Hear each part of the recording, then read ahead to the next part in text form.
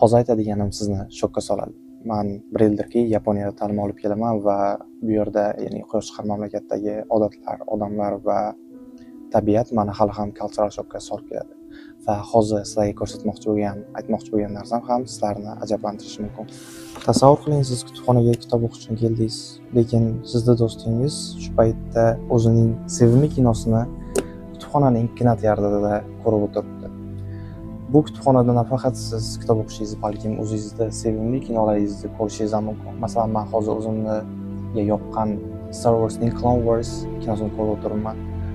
Bu yoqda juda ham katta byudjetga ega bo'lgan va mashhur kinolarni topishingiz mumkin va menimcha bu kutubxonada, kinoteatrda bo'lishi juda ham shocking desa ham bo'ladi. Nima deysiz siz? Qanday kino ko'rgan bo'lardingiz? Izohlarda yozib qoldiring va sizga Yaponiya davlati va u yerdagi talabaning hayoti qiziq bo'lsa, menga obuna bo'ling.